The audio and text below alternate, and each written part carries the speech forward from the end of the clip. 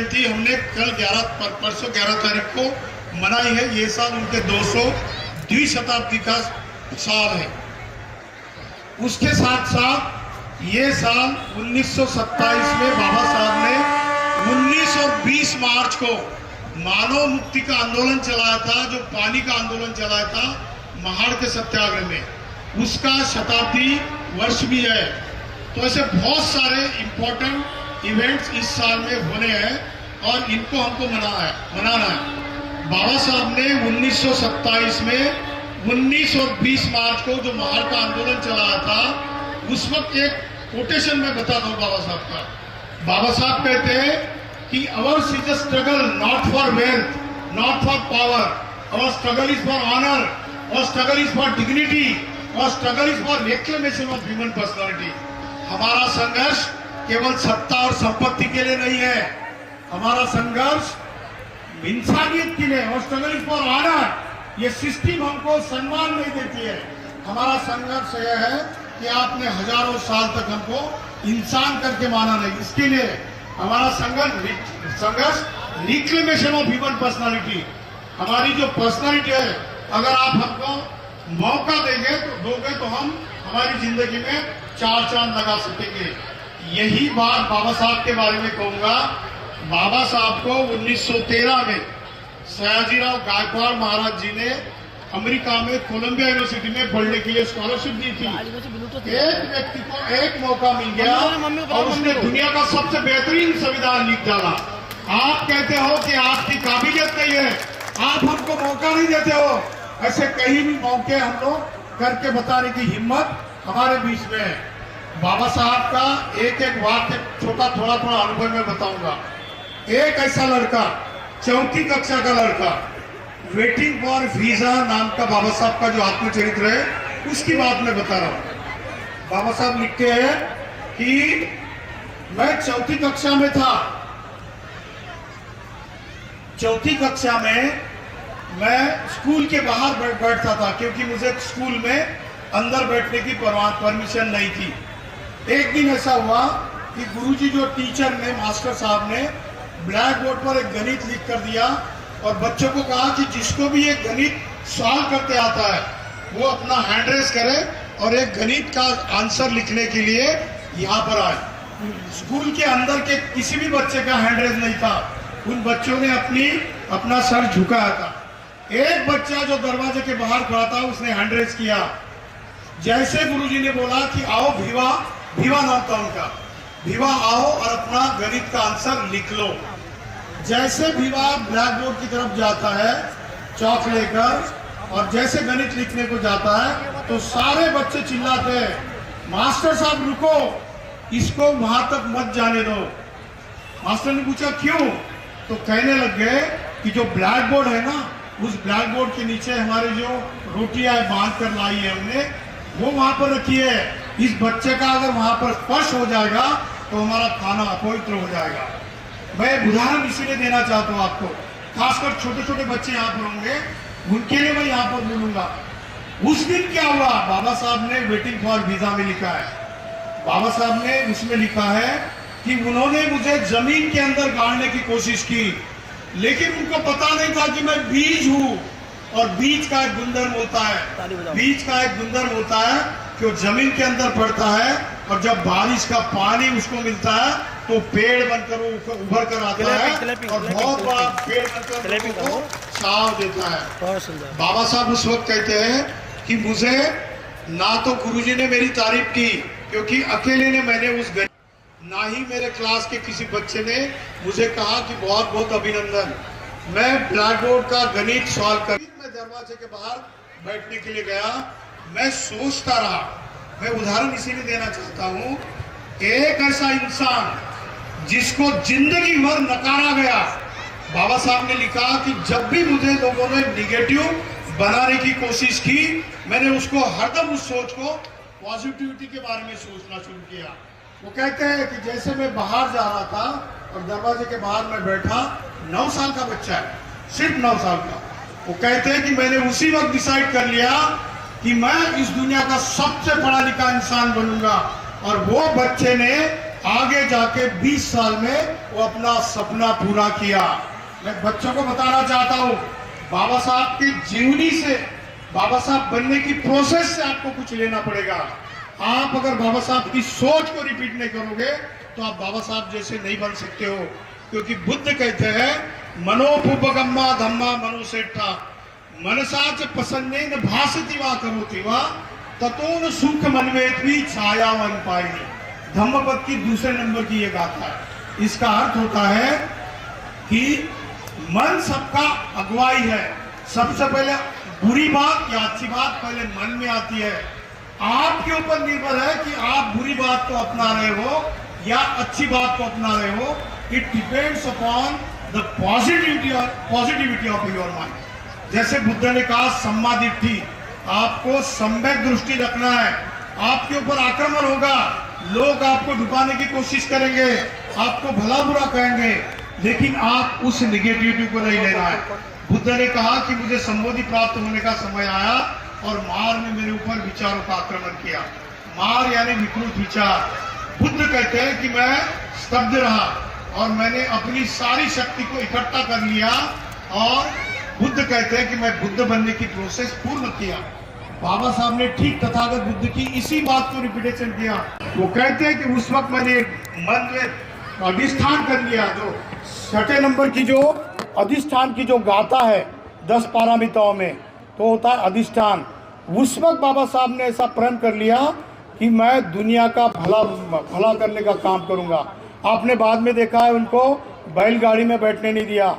यहाँ तक तो जाने दो, Columbia university, London school of Economics और बॉन यूनिवर्सिटी जर्मनी से बाबा साहब दुनिया से 32 डिग्री कंप्लीट करके वापस आए और 29 थेसिस उन्होंने पढ़े इंटरनेशनल कॉन्फ्रेंस में। उसके बावजूद भी जब वो सयाजीराव गायकवाड़ जी महाराज के ऑफिस में मिलिट्री सेक्रेटरी करके अपॉइंट कर रहे थे, उस वक्त चपड़ासी उनके ऊपर फाइल फेंक के दे रहा था। उस वक्त भी बाबा साहब ने सोचा कि उसको नहीं पता, क्योंकि बाबा साहब कहते हैं कि मैं इंसान को बुरा नहीं मानता। इंसान के बीच में जो प्रवृत्ति होती है वो बुरी होती है, और ये सीख आती कहाँ से है, तो कहते शास्त्रों से आती है। इसलिए बाबा साहब ने शास्त्रों को जला डाला। और उस वक्त कहते हैं कि शास्त्रों में क्या निहित होता है, शास्त्रों में शिक्षा होती है, आपका मन बुराई की तरफ सोचने की सीख उसको दी जाती है। इसलिए बाबा साहब मनुस्मृति के बारे में बाद में लिखते हैं कि यू बर्न टू फायर, और वो कहते हैं कि उसको डायनामाइट लगाकर उड़ाना चाहिए। ये बात आगे जाके एनिलेशन ऑफ कास्ट में बाबा साहब ने कही है। ये इसीलिए बताना चाहता हूँ मैं कि बाबा साहब आगे जाके लिखते हैं 1916 का एक उदाहरण देता हूँ। कोलंबिया यूनिवर्सिटी में बाबा साहब एमए की पढ़ाई कर रहे थे। 9th में 1916 की बात है। उनको पढ़ाने के लिए विश्व के दिग्गज प्रोफेसर थे। जॉन ड्यूई के बारे में आपने सुना होगा। जॉन ड्यूई दुनिया का सबसे बड़ा ग्रेटेस्ट एजुकेशनलिस्ट व्यक्ति था, प्रोफेसर डॉक्टर जॉन ड्यूई। और वो अमेरिकी राष्ट्रपति को सलाह देता था कि किस तरीके से आपका शासन चलाना चाहिए, और वो पॉलिटिकल एनालिस्ट भी था। जॉन ड्यूई बाबा साहब को जब भी किसी यूनिवर्सिटी में भाषण देने जाते थे तो अपने टांगे में बिठा कर ले जाते थे, क्योंकि सबसे प्यारा स्टूडेंट था। 9th में 1916 को एक सेमिनार आयोजित किया गया था एंथ्रोपोलॉजी का, और उसमें प्रोफेसर एडविन गोल्डनवाइजर उस कॉन्फ्रेंस में वो सेमिनार आयोजित कर रहे थे। बाबा साहब को एक सब्जेक्ट दिया गया। बाबा साहब ने सब्जेक्ट चूज किया कास्ट इन इंडिया इस जेनेसिस एंड देयर मैकेनिज्म। जाति, उसकी उत्पत्ति, उसकी परिणाम कारकता और जाति का मैकेनिज्म, किस तरीके से जात ऑपरेट करती है। जो उनके गाइड थे डॉक्टर गोल्डनवाइजर, उन्होंने कहा कि भीमराव, आपको मैं ये फला किताबें बताता हूँ, इन किताबों को आपको रेफर करना है और आपका थीसिस लिखना है, क्योंकि आगे जाके पीएचडी भी करनी थी उनको। तो बाबा साहब को उन्होंने बहुत सारी किताबों का रेफरेंस दिया। बाबा साहब ने उनको कहा, मात्र 29 साल के थे बाबा साहब।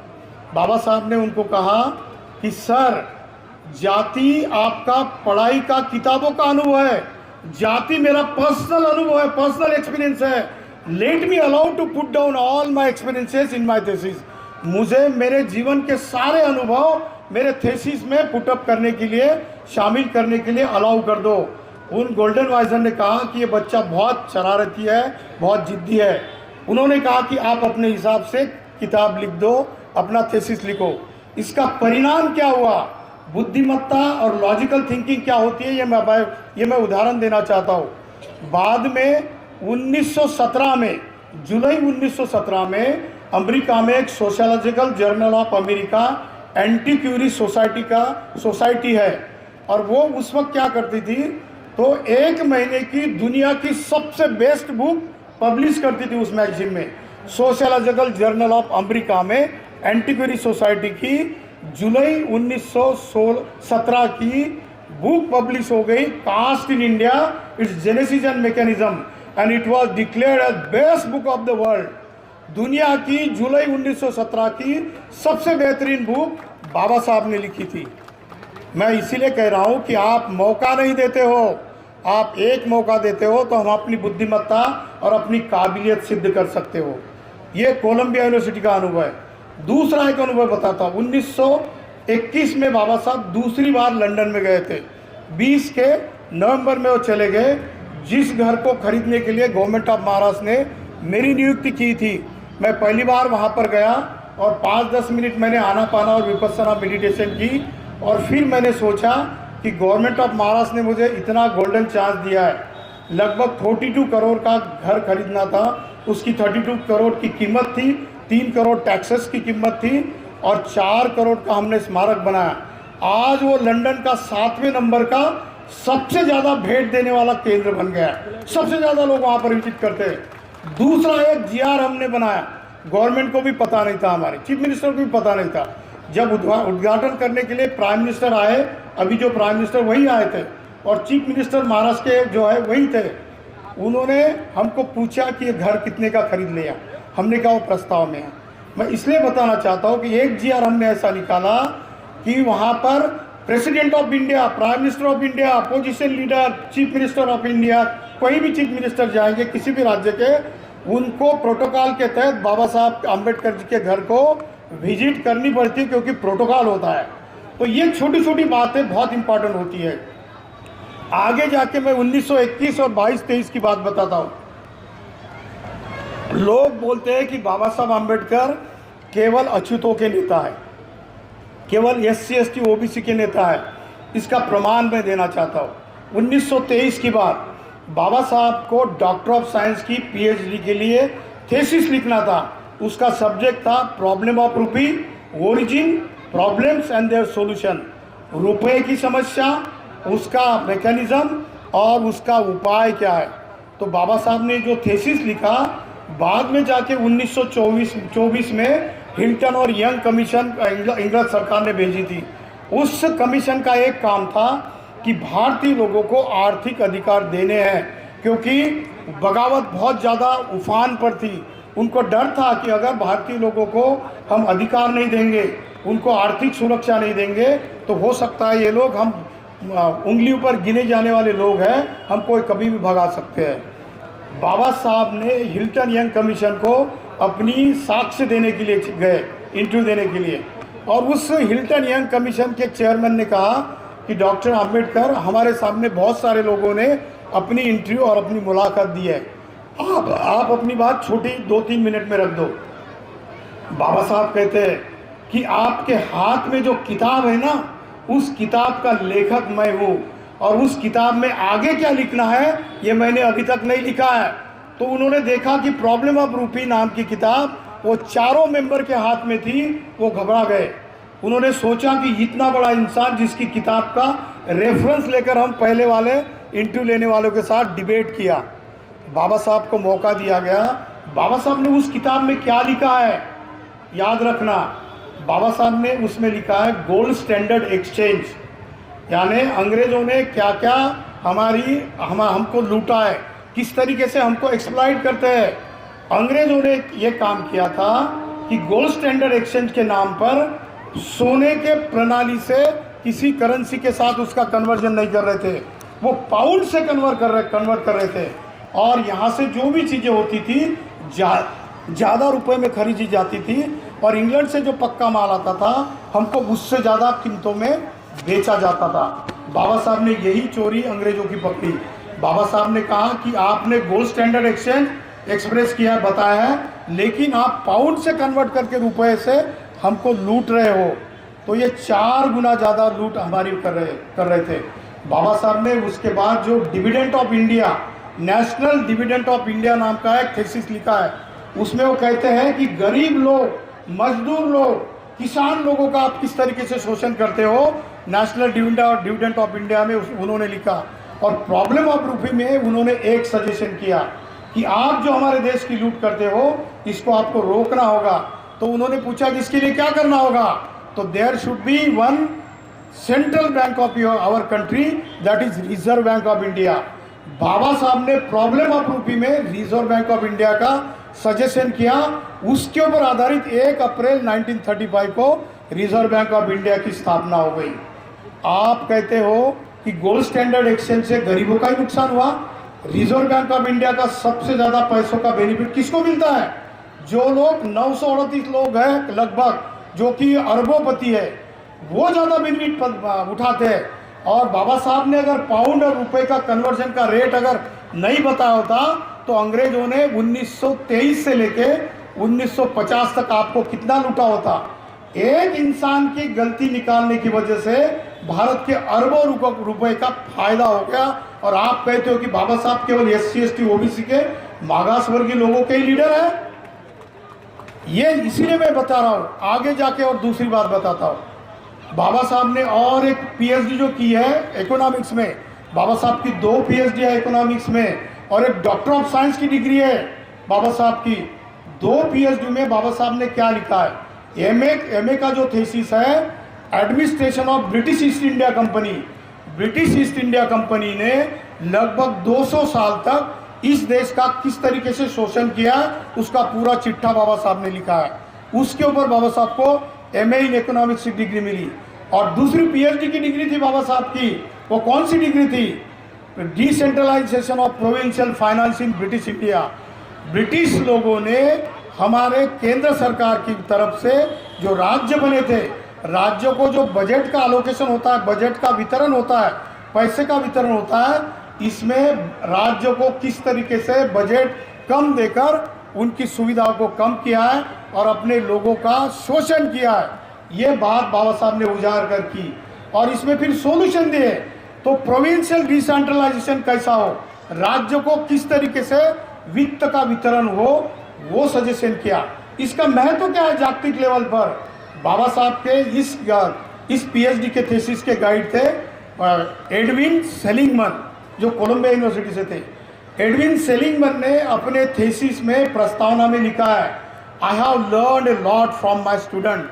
मैं एकमात्र मेरा ऐसा स्टूडेंट, बहुत सारे स्टूडेंट ने मेरे गाइडेंस में PhD की है, लेकिन दुनिया का एकमात्र ऐसा बच्चा है जो स्टूडेंट है जिससे मैं सीख गया हूँ। मैंने क्या सीखा है मेरे स्टूडेंट से? वो कहता है प्रीफेस में कि बाबा साहब अम्बेडकर ने जो केंद्र सरकार राज्यों को जो जिस तरीके से फाइनेंस या वित्त का आवंटन करता है, वितरित करता है, उसमें जो प्रणाली बाबा साहब ने सजेस्ट की है, उससे केवल भारत का ही फायदा नहीं हुआ। America, England, Germany, Australia, Japan, ऐसे विश्व के 6 देशों की डिसेंट्रलाइजेशन ऑफ प्रोविंशियल फाइनेंस का बेनिफिट हुआ। आप कहते कि बाबा साहब केवल भारत के हैं, ये विश्व रत्न है, क्योंकि दुनिया के 6 देशों की अर्थव्यवस्था दुरुस्त करने का काम हमारे बाप ने किया और आप उनको केवल एक वर्ग के व्यक्ति मानते हो। तीसरी बात, बाबा साहब ने जो महाड़ के सत्याग्रह के वक्त जो बात कही थी, पानी का आंदोलन चला उस वक्त, बाद में 1930 में कालाराम मंदिर का प्रवेश का भी आंदोलन चलाया था और वो केस बाबा साहब ने जीती। 1930, 31 और 32 का मैं उदाहरण देना चाहता हूँ। बाबा साहब ने राउंड टेबल कॉन्फ्रेंस में एकमात्र भारत के ऐसे व्यक्ति है कि जिन्होंने तीनों राउंड टेबल कॉन्फ्रेंस अटेंड की। ये तीनों राउंड टेबल कॉन्फ्रेंस का हेतु और उद्देश्य क्या था? तो भारत के लोगों को आज़ादी देने के लिए और कुछ या फिर अन्य अधिकार देने के लिए कुछ ना कुछ तो भी करना पड़ेगा। इसलिए अंग्रेजों ने 1930, 31 और 32 को 3 राउंड टेबल कॉन्फ्रेंस का आयोजन किया गया था। उसमें पहले राउंड टेबल कॉन्फ्रेंस में गांधी जी और कांग्रेस ने बायकॉट किया, हो गए नहीं।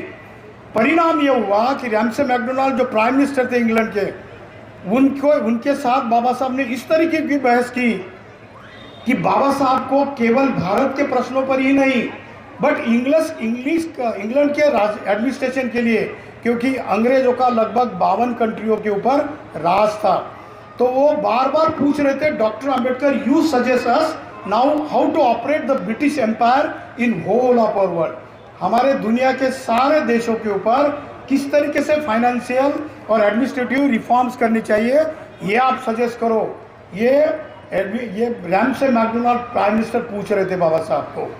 अब उसमें क्या हुआ, लोग बोलते कि कांग्रेस ने 1930 में भारत का संपूर्ण आज़ादी का आंदोलन का पहला आंदोलन चलाया, लेकिन आपके लिए बताता हूँ, कांग्रेस से पहले बाबा साहब ने राउंड टेबल कॉन्फ्रेंस में अंग्रेज को उनके आंखों में आंख मिलाकर रैमसे मैकडोनाल्ड के सामने कहा कि आपको हमारा देश चलाते नहीं आता है, आप हमारे देश से निकल जाओ, हमको आज़ादी दो, हम अपना देश संभालेंगे, क्या करना है क्या नहीं करना। तो ये आज़ादी के आंदोलन का पहला जो उद्गम है वो बाबा साहब से हुआ है। पर इतिहास लिखने वाले ठीक तरीके से इतिहास नहीं लिखते, क्योंकि उस वक्त के जो पत्रक न्यूज़पेपर थे, बाबा साहब को अपना मूक नायक, बहिष्कृत भारत, जनता, प्रबुद्ध भारत, ये खुद लिखना इसलिए पड़ा कि उस वक्त की मीडिया आज की जैसी मीडिया की थी, वो उजागर नहीं करती थी, सच को सच नहीं मानती थी, इसीलिए उन्होंने अपनी खुद की। उस राउंड टेबल कॉन्फ्रेंस का तीनों का एक बेनिफिट क्या हुआ है मैं बताना चाहता हूँ। बाबा साहब कैसे वैश्विक लेवल के महान इंसान थे, बोधिसत्व थे, ये मैं बताना चाहता हूँ। तीनों राउंड टेबल कॉन्फ्रेंस का जो प्रोसीडिंग तैयार हुआ, प्रस्ताव तैयार हुआ, उसके ऊपर अंग्रेजों ने सोचा कि इसका कानून बनाना जरूरी है। तीनों राउंड टेबल कॉन्फ्रेंस के प्रोसीडिंग के ऊपर एक कमेटी बनाई गई, कैबिनेट सेक्रेटरी आइजनहावर थे, उनकी अध्यक्षता में कमेटी बनाई और भारत से सिर्फ एक व्यक्ति को उस कमेटी के ऊपर लिया गया, उसका नाम डॉक्टर भीमराव रामजी आम्बेडकर था। अब 1935 का एक्ट जो बनाना था, बाबा साहब ने 1935 के एक्ट में जो सोच रखी, उसमें 80% से ज़्यादा सजेशन बाबा साहब के विचारों के हैं। आप कहते हो कि भारत के संविधान में गवर्नमेंट ऑफ इंडिया 1935 एक्ट की कॉपी है, लेकिन आप ये भूल जाते हो कि 1935 का गवर्नमेंट ऑफ इंडिया एक्ट किसकी दिमाग की उपज है। ये बताना इसीलिए ज़रूरी है कि 1935 का गवर्नमेंट ऑफ इंडिया बाबा साहब के पसीने से मेहनत की बदौलत हुआ था। बाद में दूसरी एक बहुत इंपॉर्टेंट बात क्या थी, यहाँ पर बैठी सारी बहनों के लिए मैं बिल्कुल बताना चाहता हूँ कि आप कान खोलकर सुन लो, मेरी रिक्वेस्ट है। 1930, 31 और 32 का शेड्यूल कास्ट के लिए, 341 और 342 शेड्यूल ट्राइब के लिए बाबा साहब कहते हैं कि मैं ओबीसी समाज को बहुत बार बता चुका हूँ कि जब तक आप लोग एससी और एसटी के साथ इकट्ठा आकर अगर संगठित नहीं हो जाते, तब तक आपकी सत्ता की बागडोर आपके हाथ में नहीं आएगी। इसीलिए उन्होंने 340 आर्टिकल पहले ओबीसी समाज के लिए लिखा। अब एक बात अधूरी रहेगी, क्योंकि बाबा साहब अकेले शेड्यूल कास्ट फेडरेशन के मेंबर ऑफ पार्लियामेंट थे कॉन्स्टिट्यूशन असेंबली में। तो बाबा साहब ने क्या कहा, बाबा साहब की असली संविधान की आइडिया स्टेट्स एंड माइनॉरिटीज नाम की किताब में है, राज्य और अल्पसंख्यक। उसमें वो कहते हैं कि मेरी सोच इस देश को ऊपर उठने के लिए, दुनिया का सबसे बेहतरीन देश बनाने के लिए और राष्ट्र बनाने के लिए कौन सी सोच है, तो कहते हैं कि मैं चाहता हूँ कि राष्ट्र बनाने के लिए आपकी सोच राष्ट्र के प्रेम की होनी चाहिए। 9 दिसंबर 1946 को संविधान सभा की शुरुआत हुई। नेहरू साहब ने, जो उस वक्त के प्राइम मिनिस्टर थे, उन्होंने प्रियम्बल का प्रस्ताव रखा और 9 दिसंबर को उनकी बात हो गई। लेकिन 17 दिसंबर 1946 को 1946 को बाबा साहब को मौका मिला। उस भाषण में, क्रांतिकारी भाषण है, हर भारत के ऊपर जो प्रेम करता है उस व्यक्ति के लिए बहुत बड़ा संदेश है।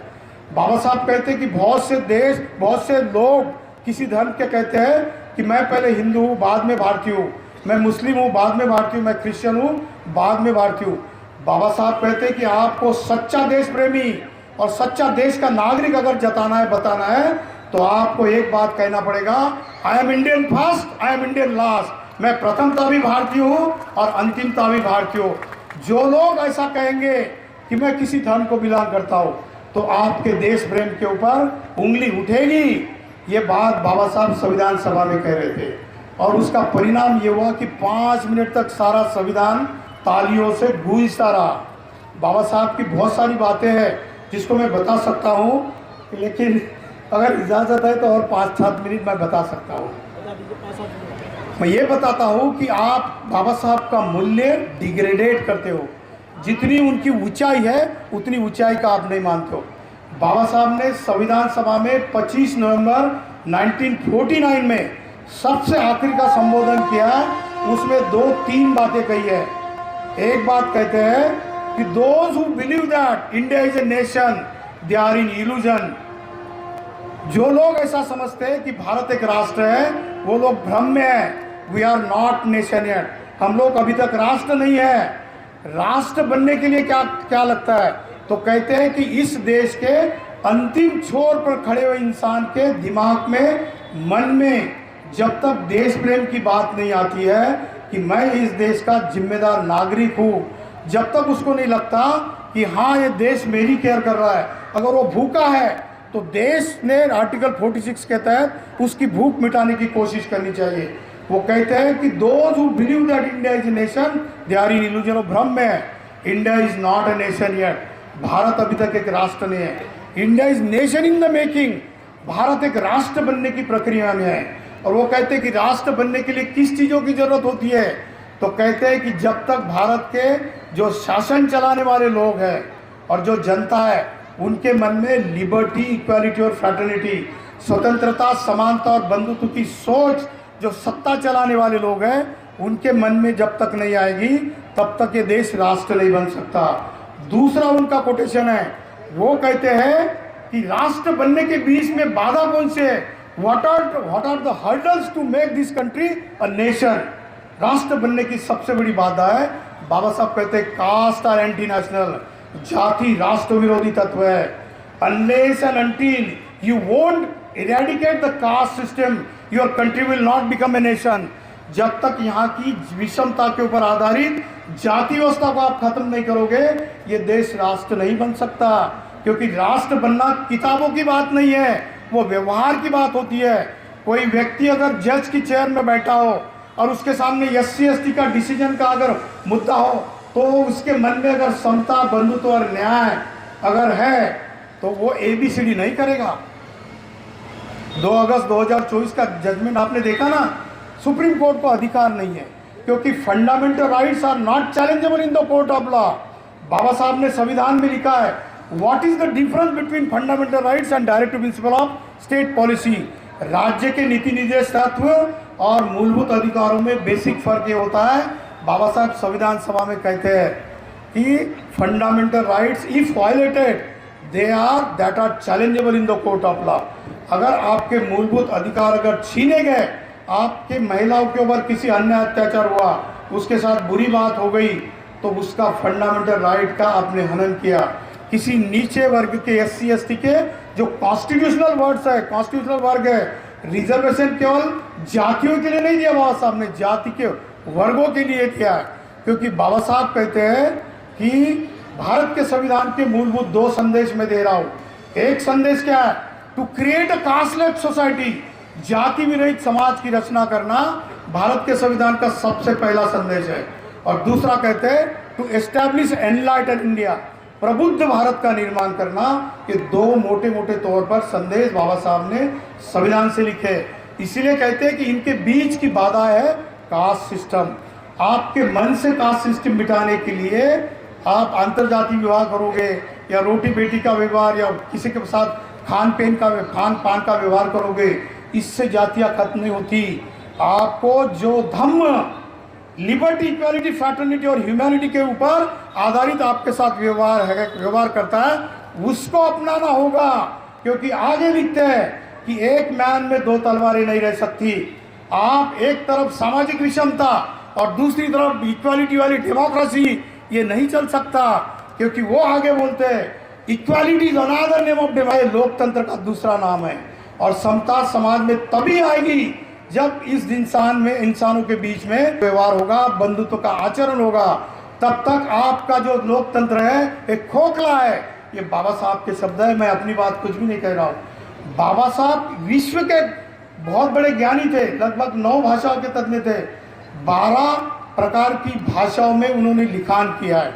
इतने बड़े व्यक्ति, कोलंबिया यूनिवर्सिटी, हार्वर्ड यूनिवर्सिटी, आप दुनिया की यूनिवर्सिटी को खंगाल कर देख लो, 200 लोग, उसमें से लगभग 60 लोग फॉरेनर्स हैं, बाबा साहब के जीवनी पर पीएचडी कर रहे हैं। और वो भी कौन सी यूनिवर्सिटी, जो दुनिया की नंबर यूनिवर्सिटी है, Harvard university, Oxford university, Columbia university, London school of economics, इनमें सारी यूनिवर्सिटी के ऊपर बाबा साहब के ऊपर रिसर्च चल रहा है। दुनिया सैल्यूट करती है। मैं 2018 में था तो वहाँ के एंटोनियो ग्यूटेरस नाम के सेक्रेटरी जनरल है, उन्होंने कहा कि the constitution of India is the best document in the world. Bharat का संविधान दुनिया के सारे संविधानों से श्रेष्ठ संविधान है। उन्होंने हमारे सामने कहा, मैं साक्षी हूँ। ये इसीलिए मैं कह रहा हूँ कि बाबा साहब ने लिखा हुआ जो संविधान है, उस संविधान के ऊपर आधारित अंग्रेजों ने लगभग 1937 से लेकर 1970 तक लगभग 52 देशों के ऊपर राज था अंग्रेजों का। उनको फ्रांस जो है, फ्रेंच लोगों का लगभग 12 लोगों पे, विश्व के 12 देशों के ऊपर उनका राज था। कुछ देशों के ऊपर पोर्तुगीजों का और कुछ देशों पर अन्य सम्राटों का राज था। 72 देश लगभग 1975 तक आज़ाद हुए। उन्होंने अपने संविधान लिखे। दुनिया के 72 संविधानों ने अपने संविधान लिखते वक्त भारत ना कुछ तो भी लिया है, या तो फंडामेंटल राइट का कुछ लिया है, directive principle of state policy का लिया है, जो सिटीजन्स के चार्टर से राइट्स के चार्टर है, इससे भी लिया।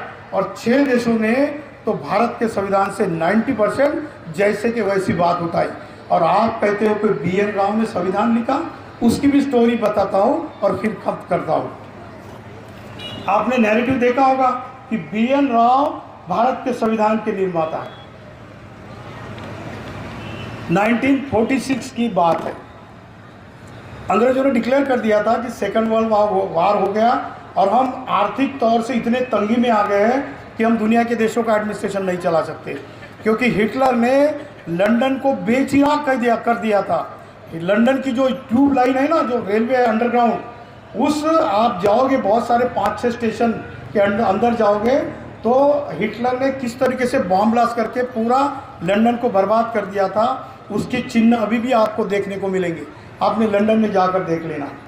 तो अंग्रेज सरकार की हालत इतनी खस्ता हो गई थी, वो 1944 में बाबा साहब एक यूनिवर्सिटी के लिए चीफ गेस्ट करके गैदरिंग पे गए थे। उन्होंने अंग्रेज़ों को कहा, 1942 से लेकर बाबा साहब लेबर मेंबर थे, 5 प्रकार के पोर्टफोलियो थे बाबा साहब के। लिन लिथगो हमारे गवर्नर जनरल थे। तो बाबा साहब ने उनको कहा कि जो आपने जितने इकोनॉमिक रिफॉर्म्स और कानून नहीं बनाए, मेरे 3 साल के कार्यकाल में मैंने भारत के SC ST OBC किसान और मजदूर लोगों के लिए 49 कानून बनाए। 49 कानून। ये 8 घंटे के जो अवकाश, जो आपको 8 घंटे की सर्विस जो मिलती है ना, क्या केवल SC ST के लोग ही जॉब करते हैं? 8 घंटे का 12 से 14 घंटा काम करना पड़ता था। बाबा साहब ने लीगलाइज की जब वो लेबर मेंबर थे, लॉ मिनिस्टर थे। ये कानून महिलाओं को जो घर की जो प्रॉपर्टी होती है, पिता की जो वारिस से प्रॉपर्टी आती है, उसमें समान हिस्सा दिया। ये महिलाओं को तलाक देने का अधिकार नहीं था, महिलाओं को 7 प्रकार के अधिकार नहीं थे। और जब पार्लियामेंट से बाहर निकलते थे तो महिलाएं बाबा साहब को गाली गलौज करती थी। धन के ठेकेदार तो करते ही करते थे, लेकिन जिनके लिए कानून बना रहे थे, जिनको इक्वालिटी का राइट दे रहे थे, 1948 में बाबा साहब ने हिंदू कोड बिल पार्लियामेंट में पेश किया। 3 बार होने नहीं दिया। चौथी बार 1951 की बात बताता हूँ, जब बाबा साहब को पता चला कि ये हिंदू कोड बिल नहीं करने दे रहे, क्योंकि धर्म आड़े आ रहा था। वो कह रहे थे, शंकराचार्य से लेकर सारी महिलाएं, बाबा साहब पार्लियामेंट से लिख के बाहर जाते थे, अंग्रेजों का हस्तक, हमारे धर्म को डुबाने वाला, पता नहीं क्या क्या गाली दी जाती थी। फिर मॉर्निंग में आते थे और वही बात होती थी। लेकिन बाबा साहब अपनी पत्नी को जाकर बताते थे, उनको पता नहीं कि उनके लिए मैं क्या कर रहा हूँ। शायद आने वाले 50, 60, 70 साल के बाद मेरा मोल इस देश की महिलाओं को पता चल जाएगा कि वो मुख्यमंत्री बनेगी, प्रेसिडेंट बनेगी, IAS अधिकारी बनेगी, IPS अधिकारी बनेगी, तब जाके पता नहीं वो मेरी याद करेगी या नहीं करेगी। ये बाबा साहब की देन है। सारी महिलाओं ने तो बाबा साहब की तस्वीर तो हर महिलाओं के घर में होनी चाहिए। और जब भी वो ऑफिस जाती है तो उसने जब हाउस 8 घंटा होने से पहले जब निकलती है तो सबसे पहला सैल्यूट बाबा साहब को करना चाहिए, क्योंकि आपको आपका जो पेमेंट का है, जीपीएफ, पीपीएफ जो आपको मिलता है, पे कमीशन, फाइनेंस कमीशन, इस सारी की शुरुआत बाबा साहब ने 1942 से लेके 1946 तक इंटरिम गवर्नमेंट जो मिनिस्टर थे उसमें सारी सुविधा दी है आपके लिए। किसी ने कुछ मांगा नहीं था। मुफ्त में मिली हुई बात का कोई मोल नहीं होता, एक याद रखना। पर ये सारी बातें बताएगा कौन? बाबा साहब कहते हैं कि ये सारी बात बताने की जिम्मेदारी किसकी है? तो कहते हैं कि intellectual class is influential class, बुद्धिजीवी वर्ग ये प्रभावशाली वर्ग होता है। Why? Because he can foresee, वो भविष्य में देख सकता है, क्योंकि वो जानता है कि मेरे संविधान का किस तरीके से हनन किया जा रहा है। मेरे जो मूलभूत अधिकार जो मुझे संविधान ने दिए है, directive principle of state policy से जो बजटरी एलोकेशन होता है, वो बजट का एलोकेशन मेरा किसी और को दिया जा रहा है, ये इंटेलेक्चुअल व्यक्ति जानता है। इसलिए जैसे कि इस साल का बजट 53 लाख करोड़ का है मोटे मोटे तौर पर, उसमें से एससी और एसटी को 10% ऑफ द जनरल बजट का एलोकेशन होना चाहिए। कितना हुआ है? 50% ही हुआ है, आधा तो आपको दिया ही नहीं है। और जो मिलता है उसमें से फिर कुछ सरेंडर किया जाता है, पूरा नहीं मिलता। ये किसकी जिम्मेदारी है? समाज के इंटेलेक्चुअल लोग जो यहाँ पर बैठे हैं वो सोचे। बाबा साहब की जयंती केवल, जो मैं बुरा नहीं कहूँगा आपको, केवल ढोल ताशे के ऊपर नाच गाना करके नहीं मनाई जाती। बाबा साहब को सर के ऊपर मत रखो, बाबा साहब को ब्रेन में रखो, सर के अंदर रखो। और दूसरा एक मैं मैसेज देना चाहता हूँ, मेरे यहाँ के सारे भाइयों ने हमने देखा है, बुरा अगर हुआ तो माफ़ करना, आपने जातियों का उल्लेख किया, जाटो ये वो। मेरी आपसे रिक्वेस्ट है, बाबा साहब ने एससी एसटी और ओबीसी के लोगों को कहा है कि मेरा सबसे पहला संदेश आपको है, to create a casteless society. जातियाँ खत्म करके जो समाज बनेगा वो मेरा हेतु है, वो मेरा संदेश है, मेरा जीवन ही मेरा संदेश है आपको। और मेरा मुख्य संदेश है कि जातियों का उल्लेख ना करो। जातियों को एनिलेट करने के लिए मैंने जातियों को आरक्षण नहीं दिया है, मैंने जातियों के वर्ग बनाए। 6743 जातियाँ थी और आज हम लोग उसी में लड़ रहे हैं। हम आरक्षण भी मांगते हैं, ये आरक्षण नहीं है, ये प्रतिनिधित्व है। आपकी संख्या जितनी है उतना आपको राजनीतिक प्रतिनिधित्व चाहिए, नौकरियों में, सर्विसेज में चाहिए, और बजट का एलोकेशन भी चाहिए। कौन सी ऐसी भारत की सरकार या राज्य की सरकार है जो कि आपके संख्या के प्रपात में आपको बजटरी एलोकेशन करती है? कोई भी नहीं करते। हमारे पास फिगर है। इसीलिए बाबा साहब की बात बिल्कुल दिमाग बिल्कुल ऐसा सोच के गंभीरता से सोचनी चाहिए। एससी एसटी और ओबीसी के लोगों को मैं बताना चाहता हूँ, अगर आप बाबा साहब की जयंती दिल से मनाना चाहते हो, बहुत आदर और त्याग से उनकी जयंती मनाना चाहते हो, तो एक बात आपके दिमाग में डाल दो, जातियों के बीच का जो भेदभाव है, चाहे आपका रिजर्वेशन का इशू हो, चाहे आपके प्रतिनिधित्व का इशू हो, आपके ईवीएम के खिलाफ का आंदोलन हो, चाहे आपका बजटरी एलोकेशन हो, चाहे सरकारी योजनाओं का बेनिफिट हो, आपको आपके बीच के भेद को खत्म करना पड़ेगा। जैसे समाज में कोई अगर प्रोटेस्टेशन करने के लिए हम इकट्ठा आते हैं, हम क्या करते हैं, कह रहे उसके पार्टी ने मोर्चा निकाला है, मैं क्यों जाऊं, मैं उसमें नहीं शामिल होगा। लेकिन बाबा साहब कहते हैं कि आग जब लग गई है ना, तो आप सोचते हो कि गली के कोने के घर में आग लगी है, मुझे क्या लेन देन है, मैं चद्दर ओढ़ कर सो जाऊंगा। बाबा साहब ने कहा, याद रखना, हवा का रुख आपके घर की तरफ आएगा और जली हुई जो आग है वो मोड़ बदलकर आपका घर भी जलाएगी, और आप कहोगे कि कैसा समाज है, मेरा घर जल रहा और मेरी मदद के लिए कोई नहीं आ रहा। आप कितनी बार उनकी मदद के लिए गए थे? इसलिए बाबा साहब कहते हैं कि आपके पर्सनल जितने भी इंडिविजुअल भेदभाव होंगे वो मिटा दो। समाज का एससी एसटी ओबीसी और चाहे किसी भी महिलाओं के, जनरल की महिलाओं के या किसी भी व्यक्ति का अगर इंडिविजुअल उसके ऊपर अन्याय हुआ है, तो आप खुलकर मानवता का विचार रखकर सामने आ जाओ, तभी आपको बाबा साहब को सच्ची श्रद्धांजलि अर्पित करने का अधिकार है। वरना हम लोग बस 2 दिन के लिए मनाते हैं। बाबा साहब कहते हैं motivation gets you start, habit keeps you going. प्रेरणा इंसान को प्रवृत्त करती है, लेकिन प्रेरणाओं की आदत परिवर्तन लाती है। आप 14 अप्रैल को बहुत बाबा साहब को आदर देते हैं, ढोल ताशे मिलौनू किए जो भी है रैलियां निकालते हैं, बट ये सिर्फ 3 दिन का नहीं होना चाहिए, साल भर संगोष्ठियाँ होनी चाहिए। और बच्चों को जो कार्यकर्ता लोग हैं उनके केडर कैंप लेने चाहिए। हम लोग वही काम कर रहे हैं समन संघ के मार्फत, या लोगों को इकट्ठा लाने के लिए बोल रहे हैं। आप चाहे कितने भी हो, लेकिन इकट्ठा जब तक नहीं आओगे तब तक आपको न्याय नहीं मिलेगा। जितने लोग आप जुड़ोगे उतने जीतने वाले हो, और आप 120 करोड़ लोग हो।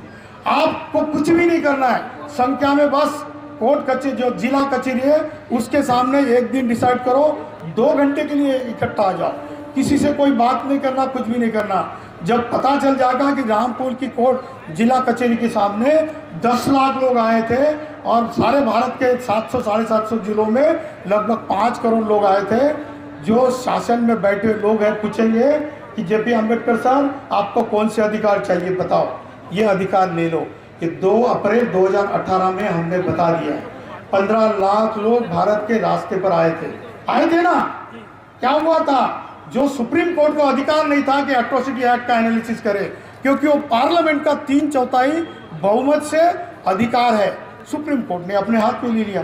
तो उसके लिए कोई लीडरलेस लोग रास्ते पर आए और एक दिन का संघ बना और लोग जीत गए, जनता जीत गई। इतनी बातें करने के लिए तो बहुत है। जब भी मैं बाबा साहब के ऊपर और बुद्ध के ऊपर बात करता हूँ तो मुझे स्विच ऑफ का बटन नहीं होता है। जब तक चिट्ठी नहीं आती मैं बोलता रहता हूँ, लेकिन बहुत वक्त हो चुका है, आपको मैं ज़्यादा बोर नहीं करना चाहूँगा। लेकिन मैं ये कहता हूँ, मेरी माता ने जो 10 साल की थी उस वक्त हमको बचपन से कम 50-60 बार बोला है कि बेटा बाबा साहब को आप अगर मानना चाहते हो तो जहाँ पर बाबा साहब गए थे ना वहीं पे जाना, कुछ भी होने देना। 6 भाई हम लोग 6 भाइयों को पढ़ाया और क्लास 1 और सुपर क्लास 1 बन गए। और जहाँ पर 20 जुलाई 1913 को बाबा साहब कोलंबिया यूनिवर्सिटी, जुलाई 2013 को शताब्दी के समारोह में हम भारत के महाराष्ट्र के प्रतिनिधि के तौर पर कोलंबिया यूनिवर्सिटी में गए। 16 जून 1916 को बाबा साहब लंदन स्कूल ऑफ इकोनॉमिक्स में गए थे, पहला दिन था। हमने ये भी डिसाइड किया और हम वहाँ पर भी गए और ब्रिटिश पार्लियामेंट में 3 बार गए, उसमें से 2 बार संचालन करने का मौका मिला, 3 बार जो यूनाइटेड नेशन में भाषण करने का मौका मिला।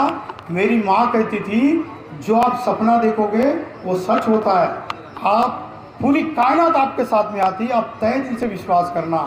इसलिए मैं कहता हूँ कि मनोपुब्बगम्मा धम्मा मनोसेठा मनोमया मनसाच पसंदे न भासति वा करोति वा ततो न सुख मनवेत्वी छायावन पाइनी। आपका मन जो सोचता है, जैसा आप सोचते हो वैसा बनते हो। एक बच्चे ने 9 साल का होते हुए एक सपना देखा था कि लोग चाहे मुझे मार डाले या कुछ भी करे, मैं इस दुनिया का सबसे पढ़ा लिखा इंसान बनूंगा और दुनिया को सुखी बनाने के लिए अपना जीवन अर्पित करूंगा। उस बच्चे का सपना साकार हो गया। उस बच्चे को तो चलने के लिए कुछ नहीं था, पैर में चप्पल नहीं थी। आपके ऊपर देखो लिबास कितने अच्छे आप कपड़े पहने हो, आप दिखने में कितने, देखो आगे की जनरेशन इतनी स्मार्ट दिखती है, पहचाना जाता है क्या कि कौन ऊंचा है नीचा है? नहीं, ये सब कुछ आपको फ्री में मिला है।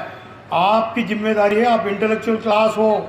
जब तक आप जैसा ओलंपिक में होता है ना 100/4 की रेस होती है, 100 मीटर पहला अगर बहुत ताकत से दौड़ता है तो बैटन दूसरों को देता है, फिर वो उस ज़्यादा ताकत से दौड़ता है और चौथा गोल्ड मेडल लाता है। समाज का परिवर्तन करने का काम एक पीढ़ी का नहीं है, ये पीढ़ी दर पीढ़ी का काम होता है, ये जिम्मेदारी का काम है।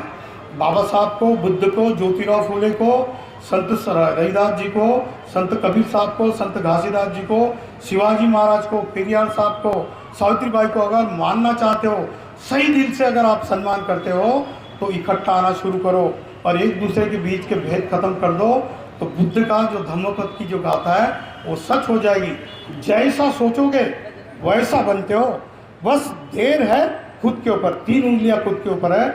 इतनी मैं बात करता हूँ। अगर मेरी बात से अगर कुछ गलत बात निकली हो, किसी को आहत पहुँची हो या कहीं अगर मैंने गलत बात करते हो कुछ गलती की हो, तो यहाँ पर उपस्थित है जन सैलाब है, लोगों का संघ है, ये मुझे माफ़ करे।